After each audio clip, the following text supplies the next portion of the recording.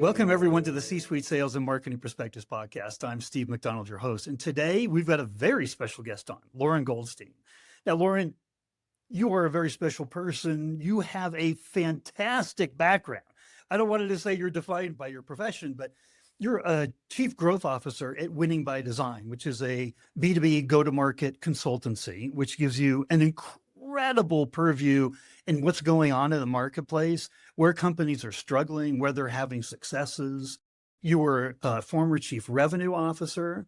You co-founded Women in Revenue.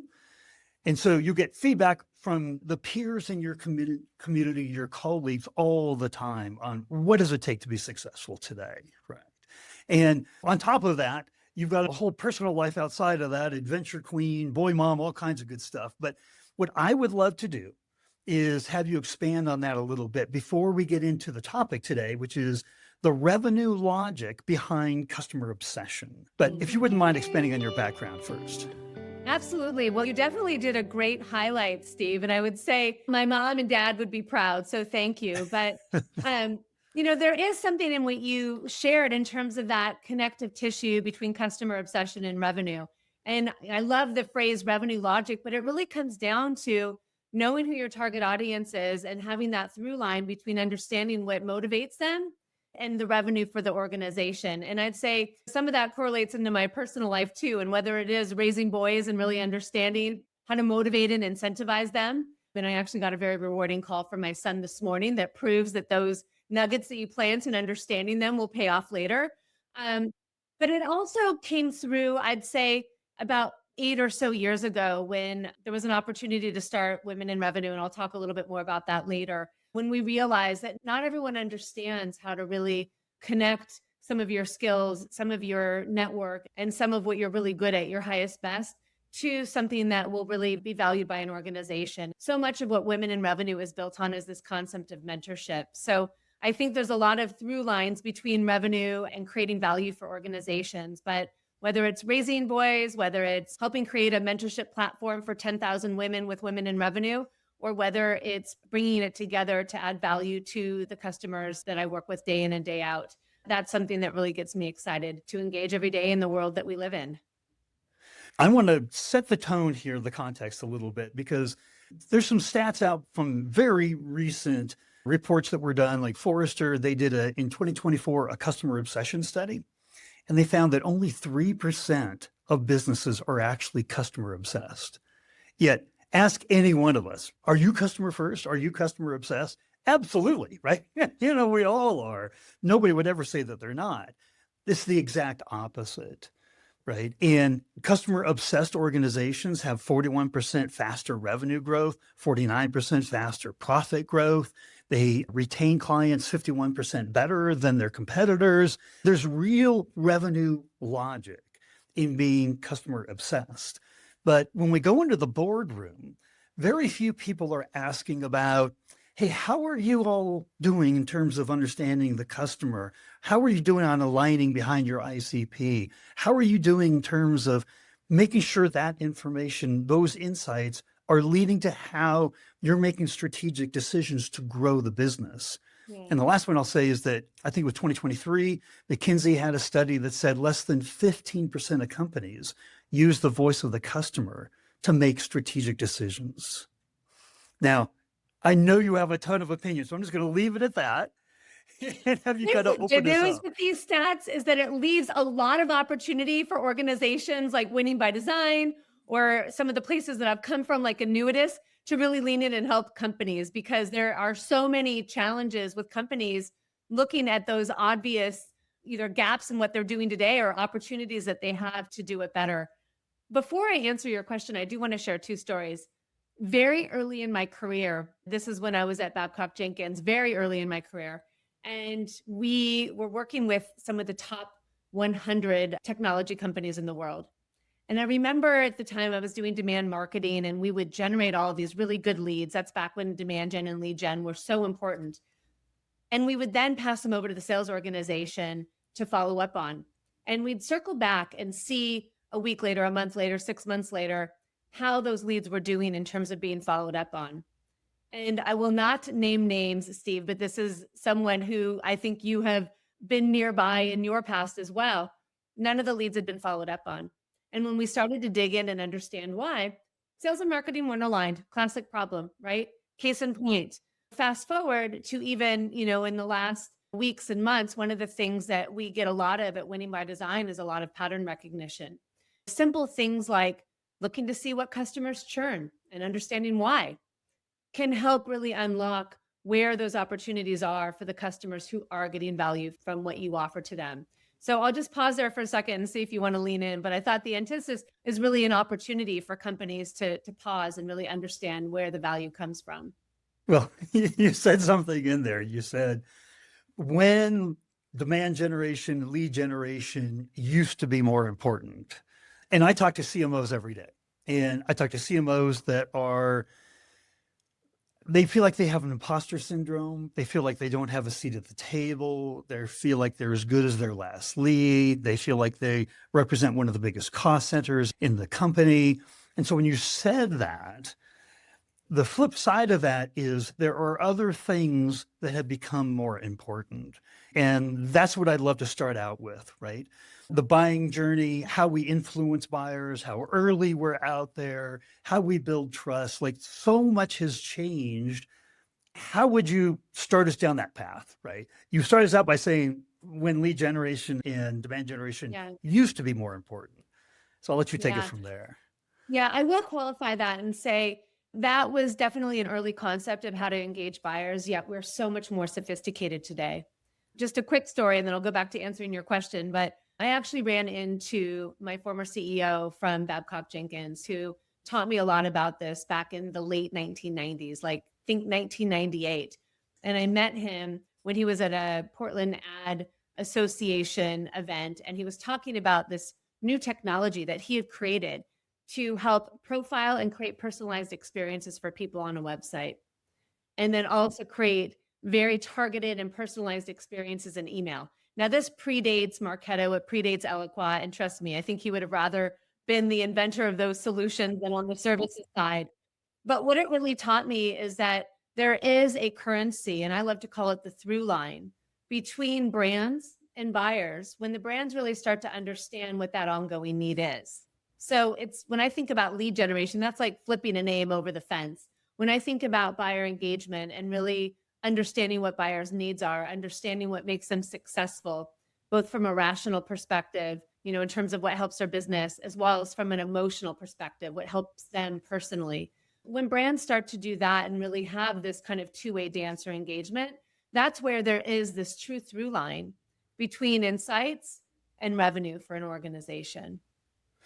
So let me pick up on that. Insights and revenue, really. When we say customer obsession, that can mean a lot of things. It could mean the experience, the service, but the driver at the very beginning is insights and what they truly need and what we offer, right? In the end, they're our North Star. That's who we serve. If we don't serve them well, to our peril, right? So everybody believes in insights.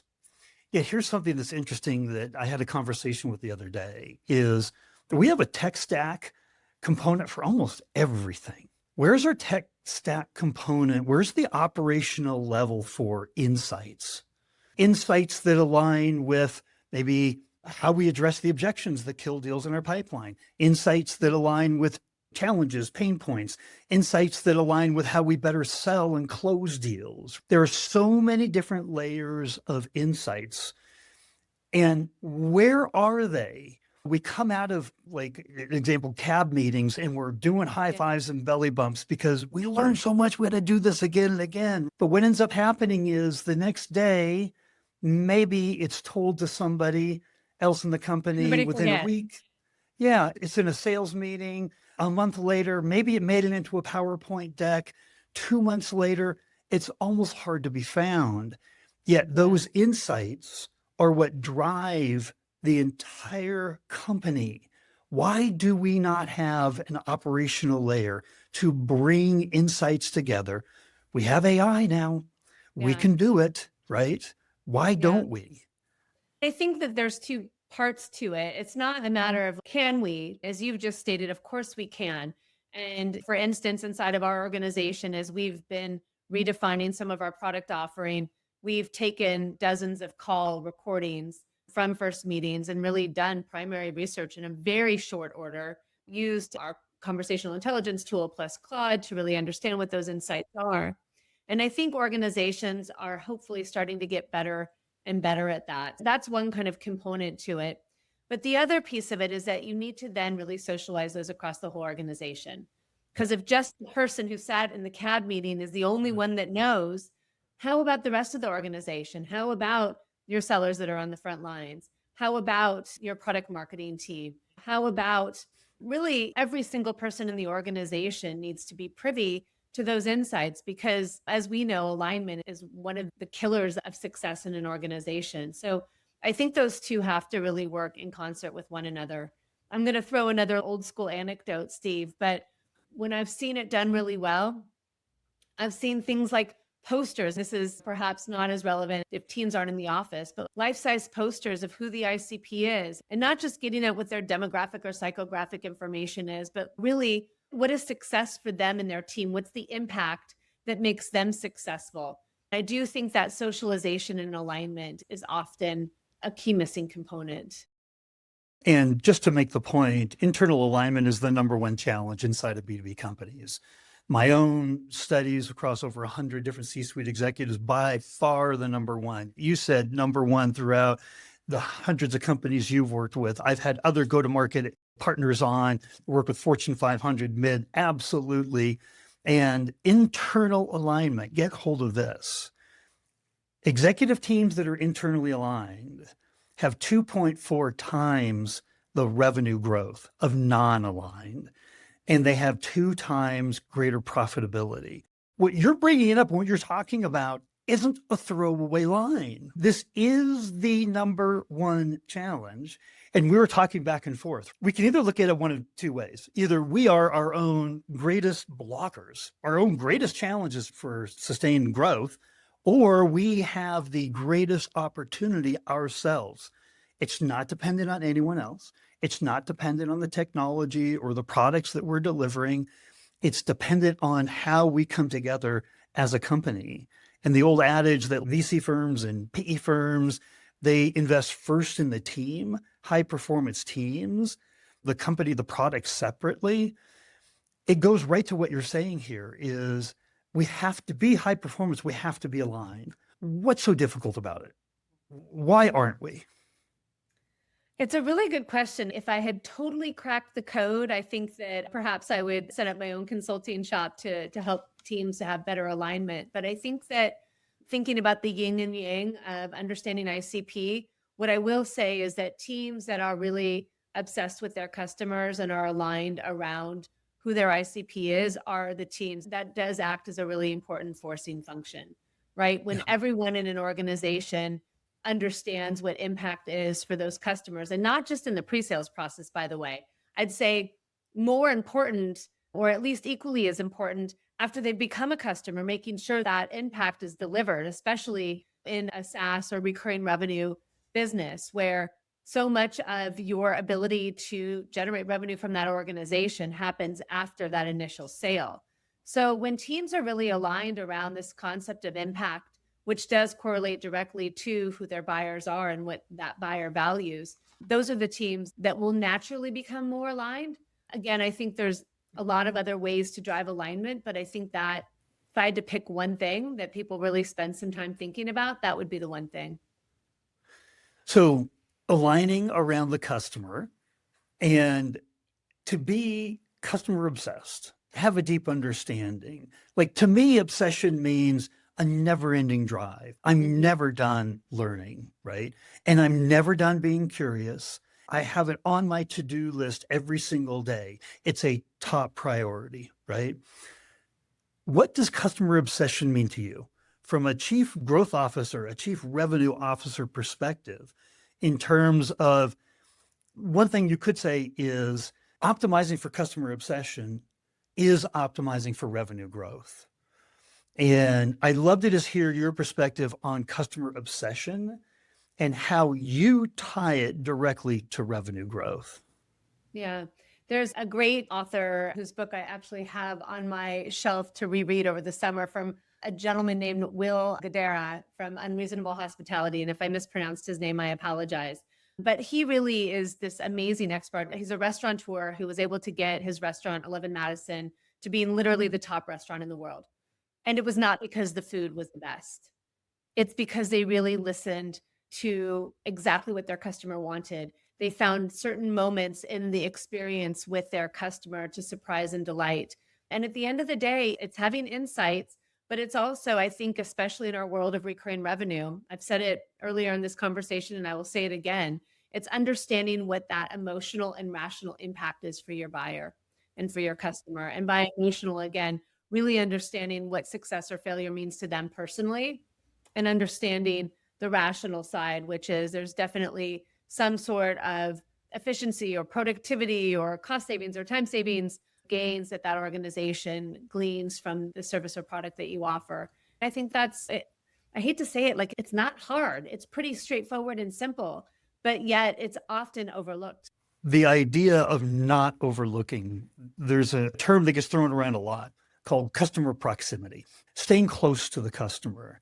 And I had a gentleman on, he's a 4-time B2B CRO, and he talked a lot about customer proximity. And he said, Steve, but when I say you've got to have a lot of conversations with the customer, he said, those that are outside of the sales environment.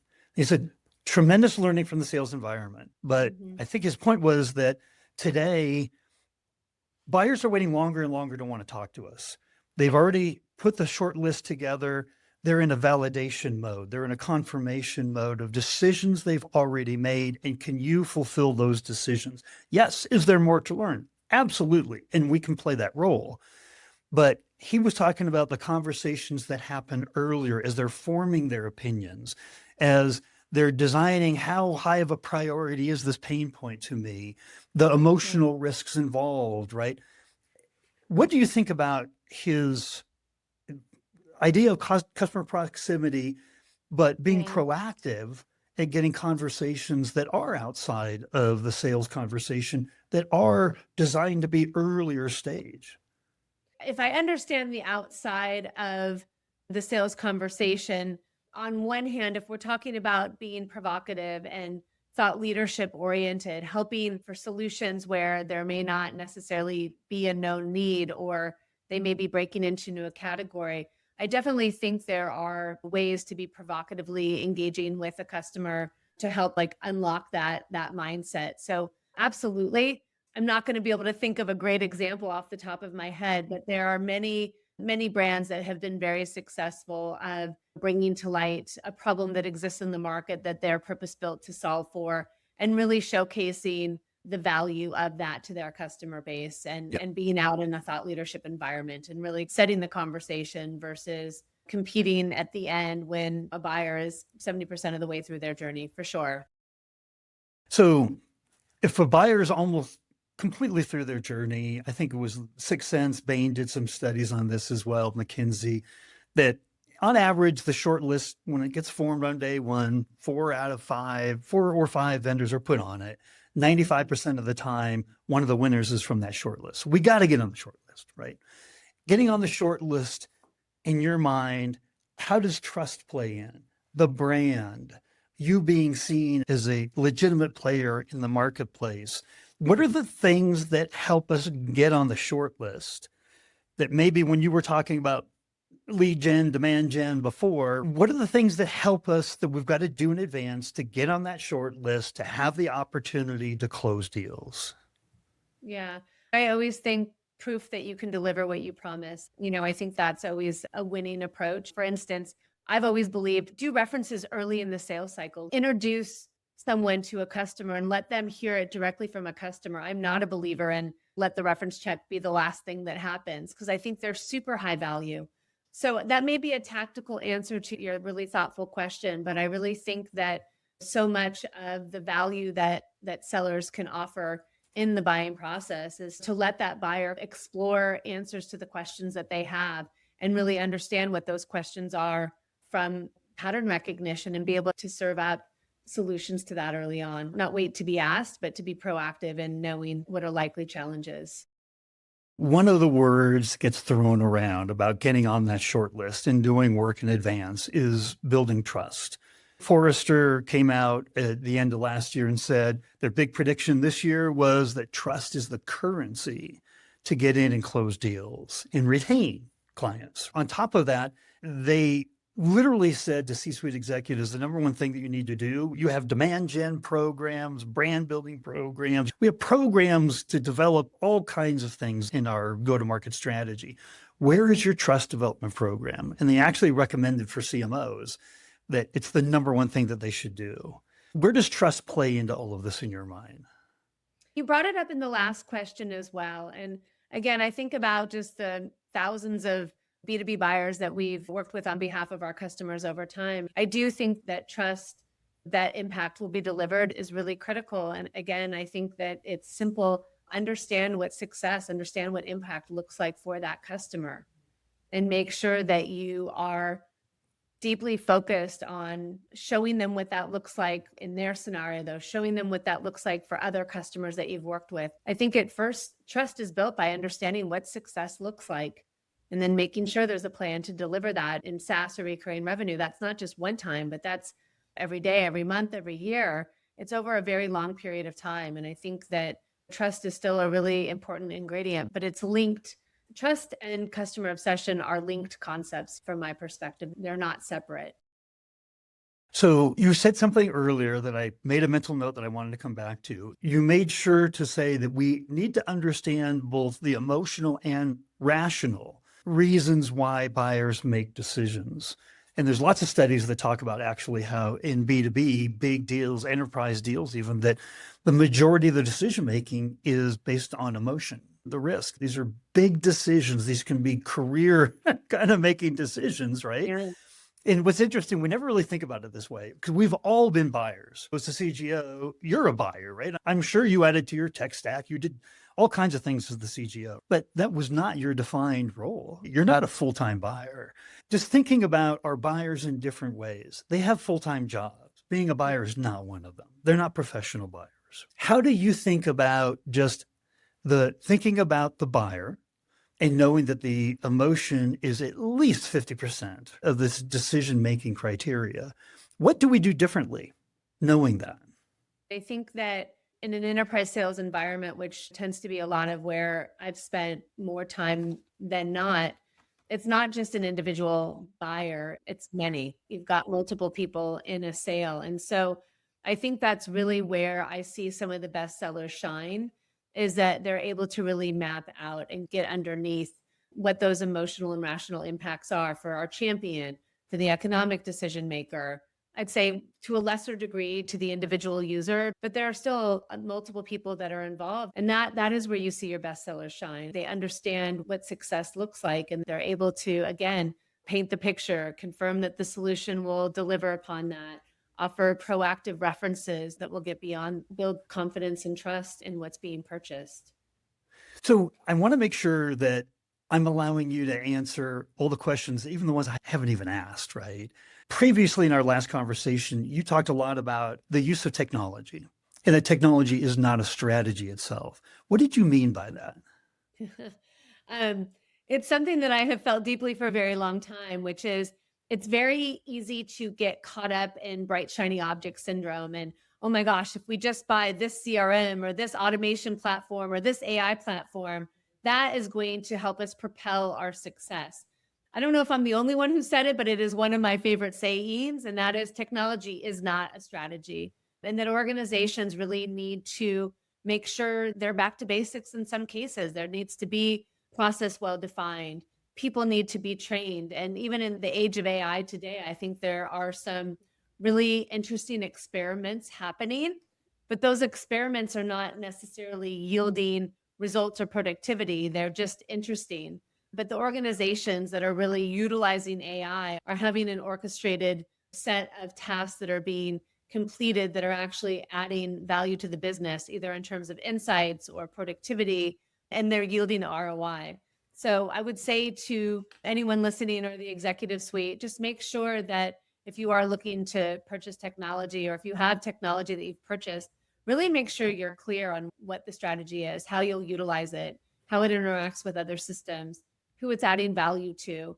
I think that's a really important piece that hasn't been touched on yet.